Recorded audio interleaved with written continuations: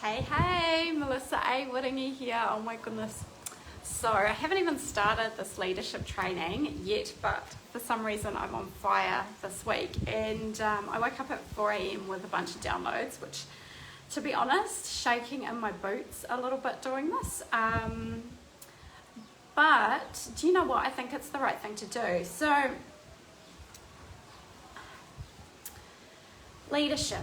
Let's talk leadership. Okay, there are a lot of leaders out there in the world, and don't get me wrong, like they're all coming from a place where they want to move people. Everybody in leadership wants to help people in some way, and they are all doing that part in some way, shape or form. However, what I want to talk about today is leadership that preaches freedom and abundance, okay? Because there are a lot of leaders who speak about freedom and abundance because, of course, we are all very much craving those things. And do you know what? A lot of us, especially those that are vulnerable, that are insecure, that are, maybe not having full self-confidence, full self-worth, full self-love, it's very easy to fall into the trap of following a dream, okay? And I'm not saying it's a bad thing, okay? Because you're always going to end up on a journey that takes you somewhere new. It's going to take you and lead you to a next level of yourself, regardless of what happens. However, I would like to draw the light on a few things. So there are 5 topics that I want to cover in the coming few days. Okay, so number 1 is talking about a phrase that's commonly known as choose both. When you're abundant, you choose both. I want to cover power and control, which I'll probably cover tomorrow. I want to cover abundance founded in scarcity, okay? Because there are a lot of people who speak from a space of like abundance and freedom, and they're passionate about this. Don't get me wrong, like they truly believe what they're saying, yet they haven't quite mastered that. They are still just a fraction away, and I want to show you some things that you can spot that are going to show you where a leader may be preaching these things. And of course they're preaching it from a place of like love and care. They actually do want these things for you, and that's what makes you believe them, because you obviously believe in somebody with so much conviction. However, there are a few clues that will lead you to realize whether or not they're truly abundant, or whether their abundance is founded in scarcity and lack. Next up, I will have a little section there on the word safety. Because as leaders, we are actually all here to challenge safety. We're here to challenge the comfort zone. And so there are a few phrases around that I'll cover. And finally, there is the U-turn, which I guess comes down to when a person is actually in the majority and you're not getting necessarily the results that these people are promising you, or that they've sold to you, okay? So that is something that they've turned it around, and sometimes they can make people feel like there's actually something wrong with them. And so I'm going to go over it in parts, because I don't want to try and do the whole lot in one shebang, because I think that's just way too much, and it'll be like a 15-20 minute, half hour, maybe 45-minute thing, and I really want it to be short and sharp and powerful. So today I'm going to talk about choosing both. So in my trainings over the years that I've done, it's a big part of abundance. You get to have it all, right? You do. You totally can have any life that you want. Like I have it. I have this incredible life. I've created it. 10 years ago, I had 2 children. I was on welfare. I used to have to go to work and income in New Zealand and sometimes beg for food grants. Sometimes they would actually say to me, no, we actually can't give you some. I would go home crying, because I lived so far away from the petrol station that was my entire fuel for, like, I didn't even have enough money. Like I couldn't buy groceries, alone buying fuel. So guys, I have been at the poor end of the scale. I have transformed in 10 years to now traveling the world with my children, 3 children. I got married on my dream location out in Rarotonga, had a beautiful honeymoon in an overwater bungalow out in Aitutaki, and I've traveled a bit before actually traveling with my kids. And this is a lifelong dream for me. So I feel like I am here to speak on this because I've truly lived every side of that coin. And, you know, so what I say is choose both. Choose it all. Take it all. There is no one thing fits everybody, because one thing doesn't fit everybody, and that's just the truth. You know, what works for one person, what works for 4 people might not work for the other 96 people out of that group of people. It doesn't mean that the 96% are doomed for the rest of their life to live in poverty, guys. It doesn't mean that the life has to be a struggle. It doesn't mean that you have to live in a space of you're not good enough. Okay, so there's a common thing that I want you to watch out for when you watch leaders. There are leaders out there who are going to say to you, choose both. Okay, and that's great, because actually when they're living by that, choose both. But then there are some leaders who, when they feel threatened and when they feel uncomfortable, and they're contracting a little bit because they've got a bit of fear coming. And you know what? Abundance isn't founded in fear. Abundance is founded in love and trust, guys. So when you get some leadership who feel challenged and they feel threatened, they feel a little bit scared about what's changed, you know, or perhaps they see something that could actually be better than what they're sharing, and they're scared about that, then they'll contract. And the words that they're going to start using are things like, you can't have cake and eat it too. You can't do this and you can't do that. You can't have both. So all of a sudden, they've transformed from a person who's talking about, you know, you can have it all, you can have it all. And then you see the vibe come down and it changes. It goes very serious. And they're now talking to you from a space of leadership where you're under the influence of that person. You know, you're looking up to this person for guidance because you see what they have and you love what they have. And they know that. And they know that you trust them.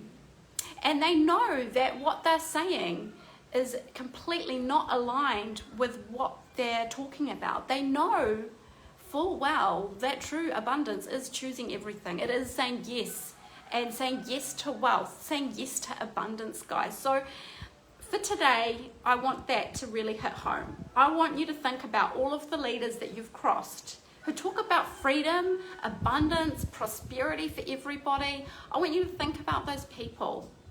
And if they talk about choosing both, if they talk about being truly abundant, if they talk about thriving, and if you're in a community where they are talking about these things, look around. Really, really look around. If out of that community there are 50% or more that are really thriving, then you're onto definitely a good thing. And I know there are some so beautiful leaders out there, incredible leaders that I can't wait to work with in the coming years, that actually talk the walk the talk, you know, and they actually do make a massive impact.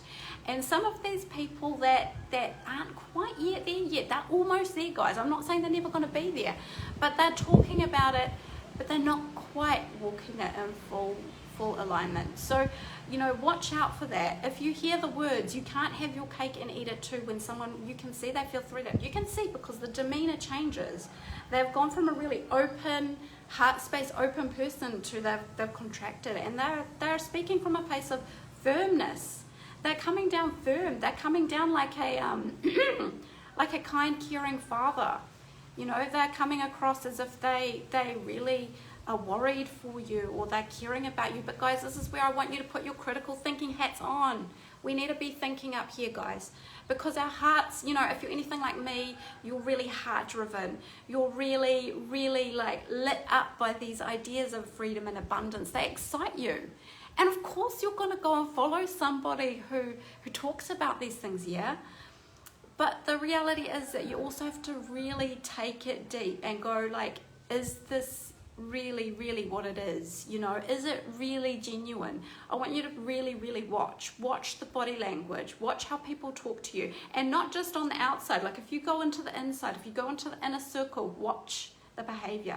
Because, you know, I know that some people watching this will know what I'm referring to. And it's not the first time that this language has come up in an audience where 100% of everyone there wants freedom and abundance. We all want it. We all desire it.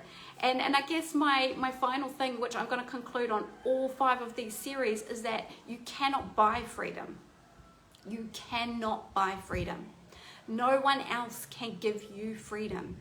Not one other human being can give you that freedom.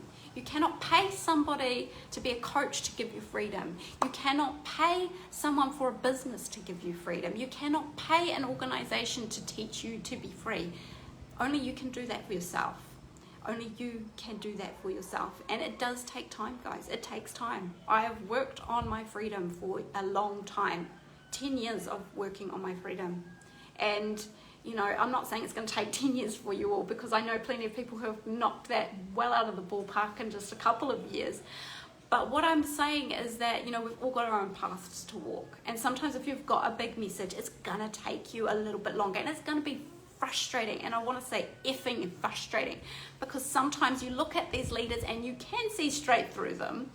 And you're thinking, but why haven't I risen yet? It's just not the right time. You've still got something to learn about your message. Like I have still got a lot to learn about my message.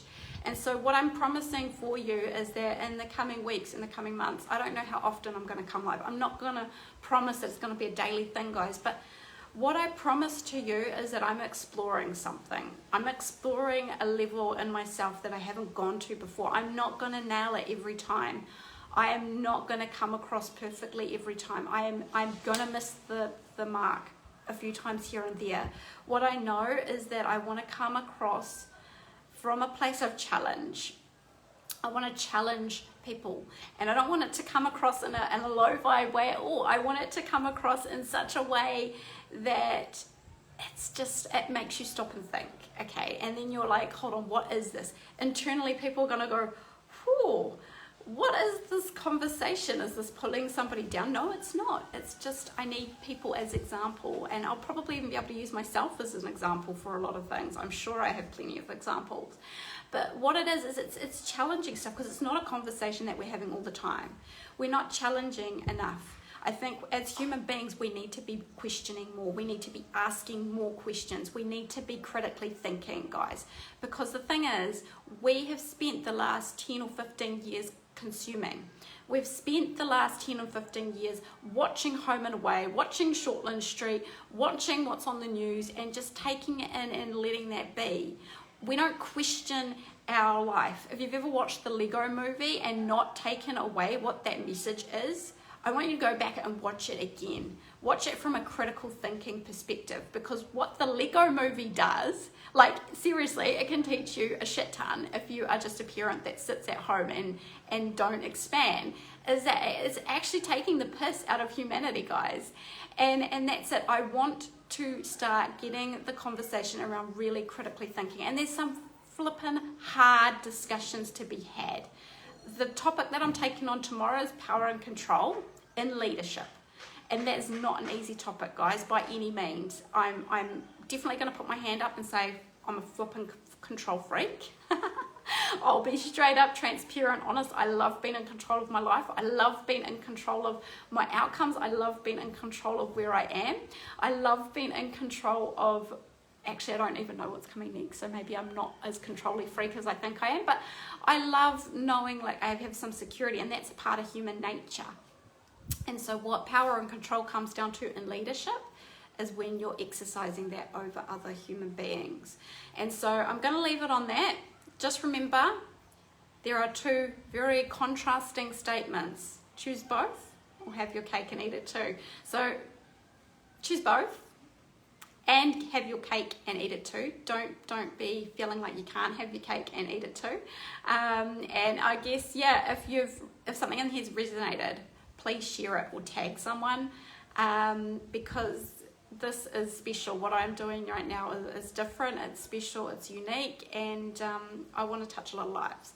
So thank you so much for your time today. That's me. I will try and come back in the coming days. God, I don't even know how I'm doing. We're going traveling next week, guys. Yay! So I don't know how I'm fitting in 5 in a row. No idea. I might be coming at you from a train. Who knows? But yeah, that's me. Part 1 done. See you all next time. Bye.